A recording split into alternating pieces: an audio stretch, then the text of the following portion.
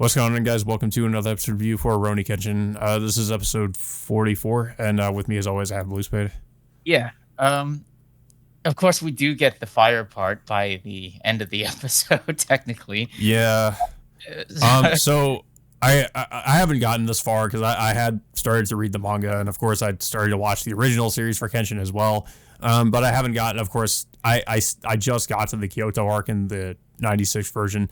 But yeah, I've been hearing the people who have read the manga and have seen the 96 version have said like this fight with Aoshi was not in the original series. So I guess this is something they added, like that whole, I guess that scene with Iwabo in one of the previous episodes. Yeah. Because that does get brought up again here because of course Iwabo shows up again. Yeah. What's interesting about this episode is just like almost half the episode, there's like no music in it. Like you just like literally see just most of the action just happen without hearing any any music playing in the background for most of that time. Yeah, I didn't even really notice that, to be honest. There was, I guess, at some points. But yeah, it was. But well, that's been like from what I've researched, that's been like a major criticism of people who have seen the original series and have like seen the remake, is that the music was like way more like just way better in the original series than it is in the remake. And I mean, I would have to agree. I mean, some of the music tracks are okay in the remake, but I definitely feel like the soundtrack in the original, like it really helps those scenes, like the emotional scenes, like hit harder, and even the scenes like the fight scenes, it really helps elevate them. Here it's just like it's kind of forgettable, to be honest. Like it's just not as it doesn't really sell any of the moments that accompanies it as much. yeah. I did think the Aoshi stuff was actually pretty well done. I feel like it kind of stands out amongst like some of the other fights we've even seen in the remake so far, because they did do some interesting, like there was some interesting choices, I guess, in terms of how the fight plays out. It felt like it was a lot more smooth in terms of the animation, and there was also some like interesting like camera shots they used, like for instance, like the scene where Kenshin and Aoshi are fighting on that the mast, I think, on the ship. They kind of like I think at some points you see things from Aoshi's perspective, like when he's about to charge Kenshin, and then it also like has the camera like pan around the ship. Like that was pretty interesting, but unfortunately, like a lot of the episode isn't really even the Aoshi versus Kenshin fight. Like we get some of that, but a lot of it like focuses on like multiple different characters. Yeah. The Aoshi and Kenshin fight, I wouldn't say like I don't know. It wasn't much of a fight. Like almost half the time, Kenshin is like literally trying to avoid fighting Aoshi, just due to the fact that he's, like he just finds like Aoshi's like motivations to go after him. Like I don't know. Well, it's not really that. It's because Shishio is observing the fight.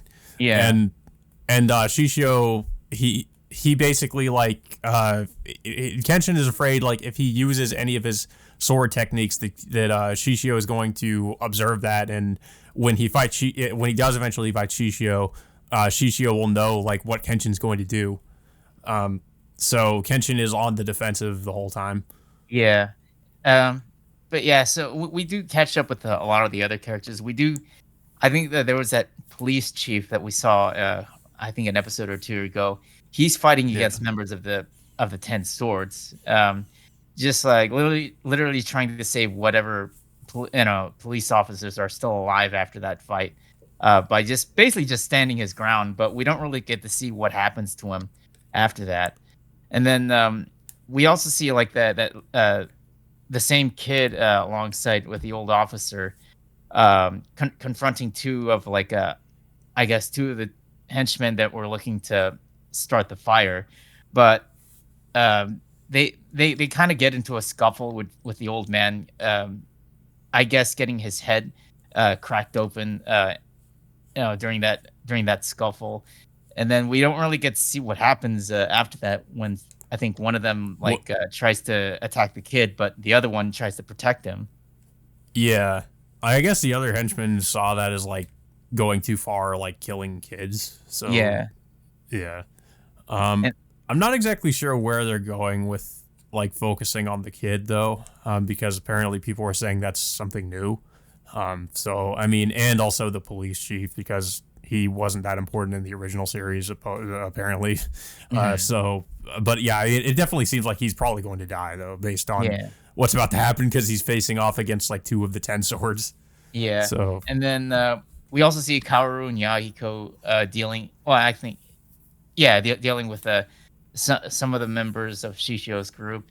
Members of the Oniwaban are cleaning up as well, but they come across that same big uh, Ten Swords Iwanbo. member. Yeah, Owanbo like again, but that confrontation ends up inadvertently causing like one of the civilians to drop the torch that they confiscated, and then it starts a fire by the end of the episode. Yeah. And also that kind of goes back to that one scene that was in the previous episode with the 2 Oniwaban members just like seeing Iwanbo. Mhm. And but all that leads to in this episode is them saying like, oh, there's that guy that we saw like when we were, I guess, investigating the Shishio's men and seeing, I guess, trying to see what they were up to. Um, but yeah, that's the only thing that's really come of that. So I'm kind of wondering like if that, I don't know, like there has to be a good reason like why they decide to add that, I guess, in that particular scene.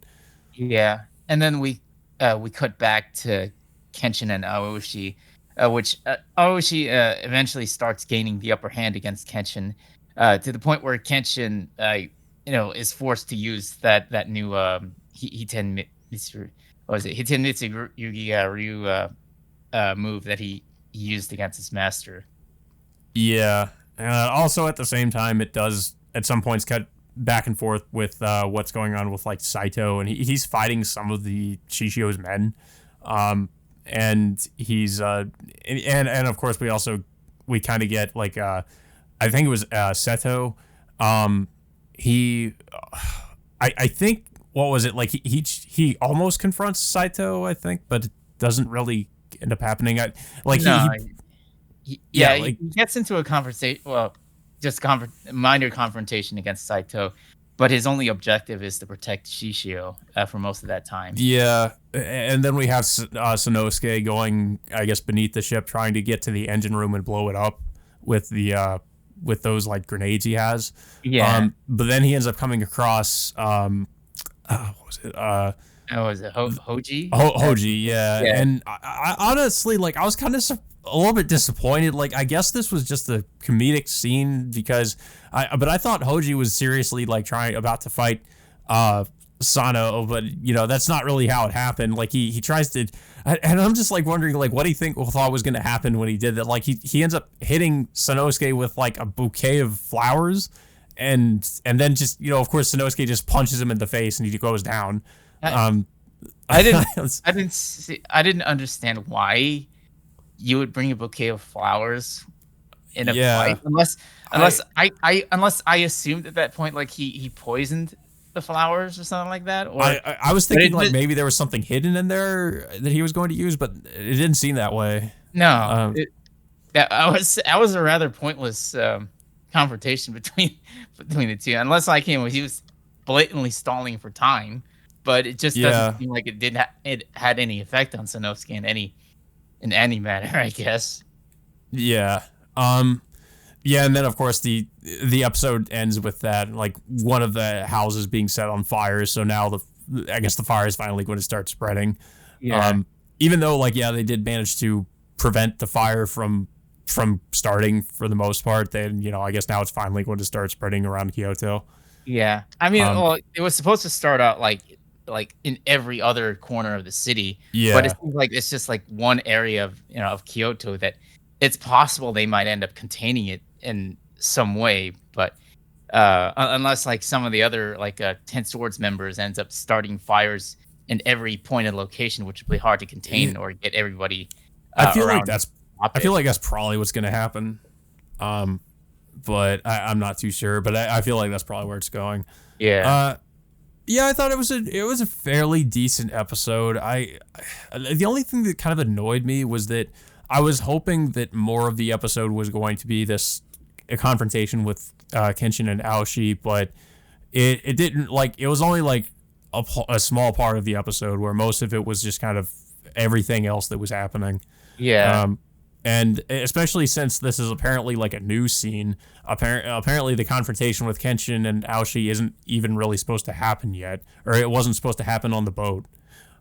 So I guess it's interesting that they moved it up or moved it here. Yeah. But I don't know. I guess I mean it's not over yet, so I guess there's probably going to be more to it. But I mean, overall, the fight itself, it's not the best fight, to be honest. I mean, I mean, it's really not even much of a fight. It's just kind of Kenshin mostly like trying to avoid him most of you know, for the most part. And then he's finally gets backed into a corner where he has to use his new technique.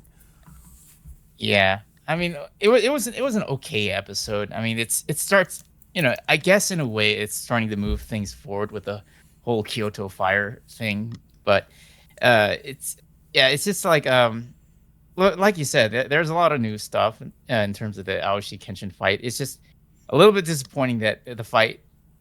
I mean, I can't really call it much of a fight, to be honest, just due to Kenshin being on the defensive most of that time. Yeah. Yeah, I thought it was okay. I mean, I think, the highlight was the brief confrontation with Kenshin and Aoshi, so maybe we'll get a little bit more of it in the next episode. But yeah, other than that, though, I don't really have much else to say about the episode. I don't know if you have anything else to say about it. Yeah, it was. I mean, it was okay. It's not the greatest, but it's a little bit better than the last episode, and where things are, you know, are I guess moving along plot wise. I feel like my issue so far, like with the remake, and I don't know if it's like this, of course, in the Kyoto arc in the original series, but it just feels like it ends up focusing, like with this episode, we focused on like 5 or 6 different things at the same time, and I feel like it really should have, like, the main focus should have been like maybe like Kenshin versus Aoshi, and then like maybe focus on 1 or 2 other characters. But I guess, you know, it's focusing on like all these different things that are happening, and it feels like it kind of kills the pacing a little bit, because it feels like it should just be, like I said, just like a few things, but instead it's just like all these different things at the same time, and it's just like but the whole time I'm like, okay, I just want to get back to the Kenshin versus Aoshi stuff, because I want to see what's going on with that, and we only really get like maybe a few minutes of it at most.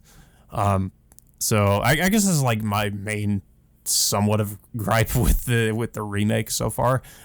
It could be different in the original. I don't know. Maybe it's the same, but from what I can tell, like this just seems to be a problem mostly with how the remake handles these scenes. But that all being said, guys, until next time, we will see you all later.